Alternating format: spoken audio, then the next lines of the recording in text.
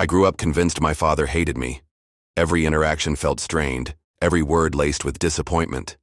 He was a cold, distant figure, and try as I might, I could never earn his approval.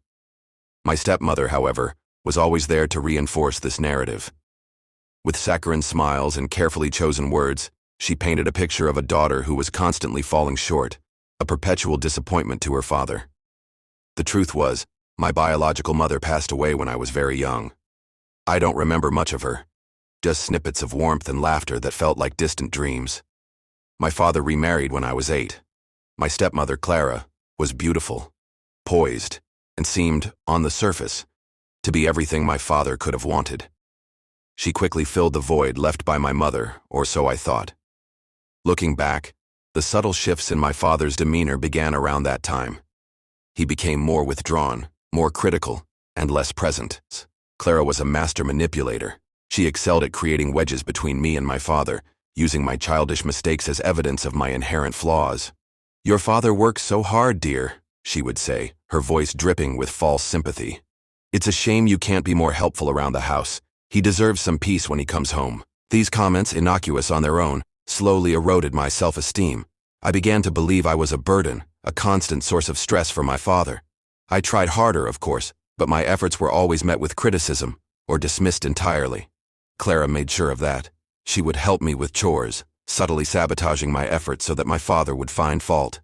A misplaced dish, a slightly dusty shelf.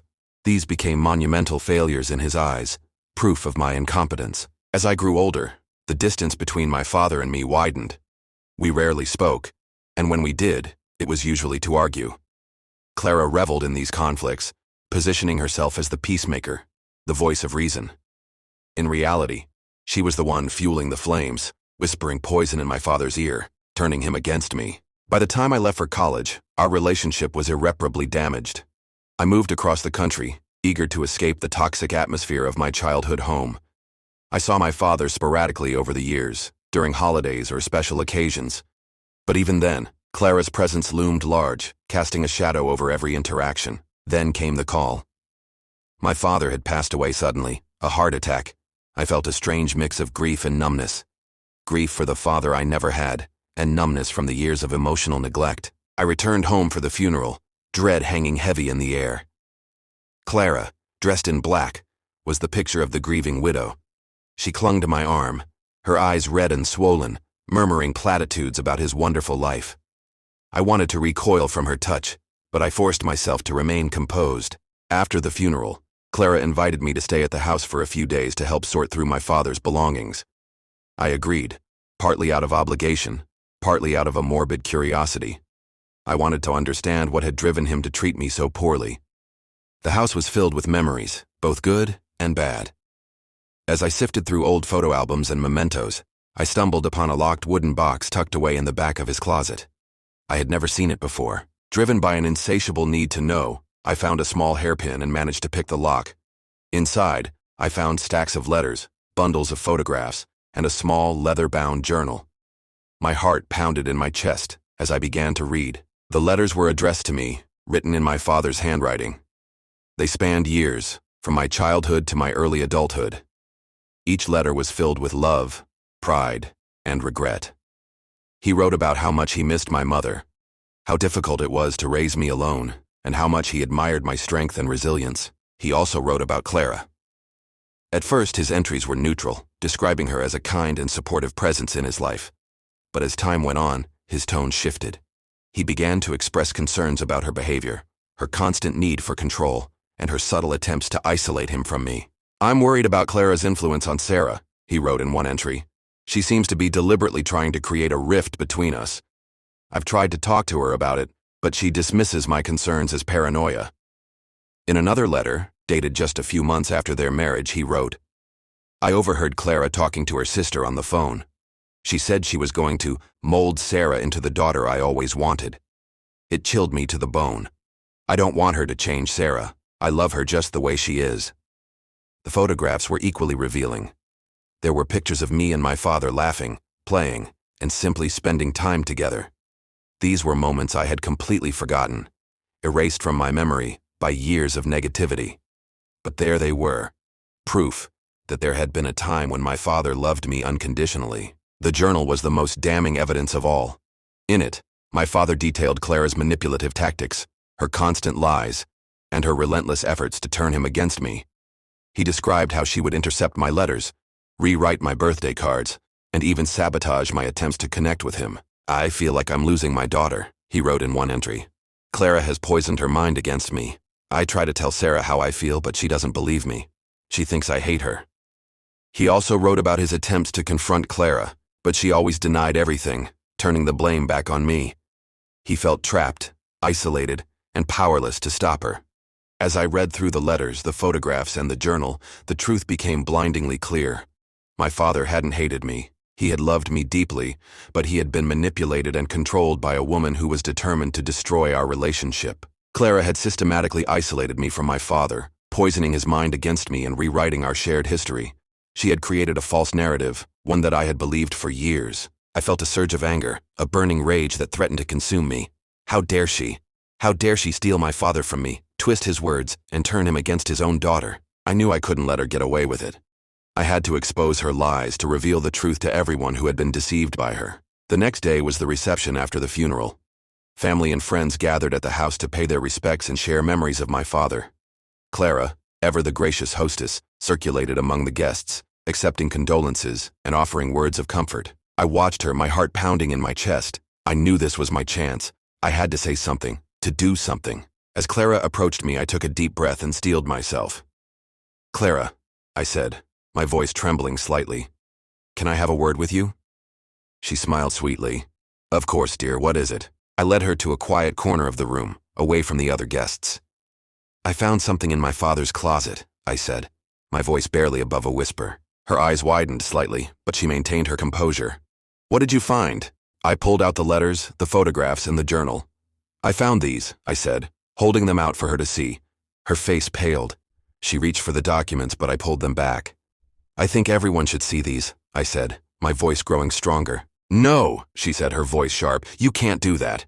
"Why not?" I asked. "Are you afraid of what they might reveal?" She lunged for the documents, but I sidestepped her, holding them out of her reach. "Everyone," I said, raising my voice. "Can I have your attention, please?" The room fell silent as all eyes turned towards me. Clara stood frozen, her face a mask of fury and fear. "I have something I want to share with you all," I said, my voice clear and steady. "It's about my father, and about the woman who claims to have loved him." I held up the letters. "These are letters my father wrote to me over the years," I said. "Letters filled with love, pride, and regret." I read excerpts from the letters, passages where my father expressed his love for me, his admiration for my strength, and his concerns about Clara's behavior. Then I held up the photographs. "These are pictures of me and my father," I said. "Pictures of a time when we were happy, before Clara came into our lives." I passed the photographs around the room, letting everyone see the evidence of our past. Finally, I held up the journal. "This is my father's journal," I said. In it, he details Clara's manipulative tactics, her constant lies, and her relentless efforts to turn him against me. I read excerpts from the journal, passages where my father described Clara's attempts to isolate him from me, to poison my mind against him, and to rewrite our shared history. As I read, a gasp went through the room. People stared at Clara in disbelief, their faces etched with shock and anger. "For years, I believed my father hated me," I said, my voice filled with emotion. "I thought I was a disappointment to him, a burden on his life. But the truth is, he loved me deeply. He was just a victim of Clara's manipulation." I turned to Clara, my eyes blazing with anger. "You stole my father from me," I said. "You poisoned his mind against me. You lied to me, to him, and to everyone in this room. You are a fraud, a liar, and a disgrace." Clara stood speechless, her face contorted with rage. She tried to say something, but no words came out. The silence in the room was deafening. Then one by one, people began to turn away from Clara, their faces filled with disgust. Her sister tried to defend her, but after a few weak arguments, she also fell silent. Clara was left standing alone, exposed and humiliated. She had lost. I don't know what happened to Clara after that.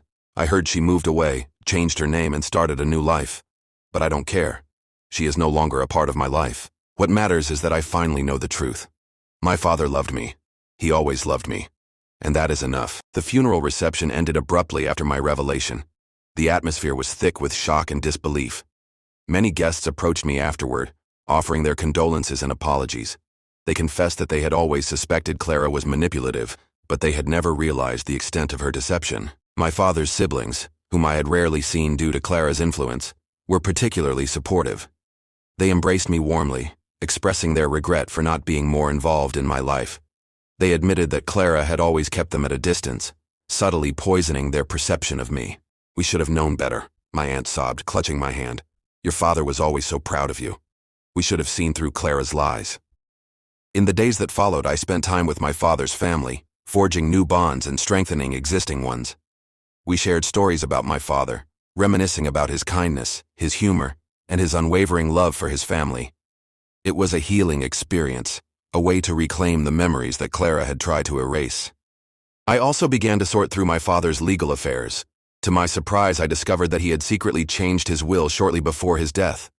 He had removed Clara as the primary beneficiary and named me as his sole heir. The will included a letter to me, explaining his decision. In it, he wrote that he had finally realized the extent of Clara's manipulation and that he wanted to ensure that I was taken care of after he was gone. "I know I haven't been the father you deserved," he wrote, "but I want you to know that I always loved you. You are my daughter, and I am so proud of you." Reading those words brought tears to my eyes. It was the validation I had longed for my entire life. With the help of my father's family, I began to rebuild my life. I moved back to my hometown, bought a small house, and started a new job. I surrounded myself with people who loved and supported me, people who saw me for who I truly was, not the distorted image that Clara had created. It wasn't easy. There were days when the pain of the past threatened to overwhelm me, but I persevered, drawing strength from the memory of my father's love and the knowledge that I had finally broken free from Clara's control. I also sought therapy to help me process my emotions and heal from the trauma of my childhood. My therapist helped me understand the dynamics of manipulation and abuse, and she taught me coping mechanisms to deal with the lingering effects of Clara's gaslighting. Over time, I began to heal. I learned to forgive myself for believing Clara's lies, and I learned to trust my own instincts. I realized that I was not a burden, a disappointment, or a failure. I was a strong, resilient, and capable woman who deserved to be loved and respected. Years passed. I built a successful career, made lasting friendships, and even found love again. I never forgot my father, but I learned to remember him with joy, not with pain. I cherished the memories of our happy moments, and I forgave him for the times when he had been distant or critical. I also made a conscious effort to be a better person, to be more compassionate, more understanding, and more supportive of others. I wanted to use my experiences to help people who had been through similar situations, to show them that they were not alone, and that healing was possible. One day I received a letter from a woman who had read my story online. She wrote that she had been in a similar situation, manipulated and abused by her stepmother. She said that my story had given her hope and that she was finally ready to break free from her stepmother's control. I wrote back to her, offering my support and encouragement. We became pen pals, sharing our experiences and offering each other advice. It was a rewarding experience to be able to help someone else heal from the same kind of trauma that I had endured. As I reflected on my life, I realized that I had come a long way. I had overcome adversity, I had found healing, and I had even found purpose. I was no longer defined by my past.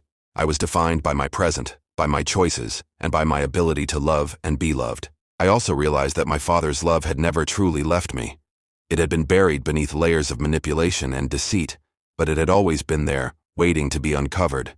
And now, it was shining brightly, guiding me forward on my journey. I am grateful for the lessons I have learned, for the challenges I have overcome, and for the love that has sustained me. I am a survivor, and I am proud of who I have become, and I know that my father would be proud of me too.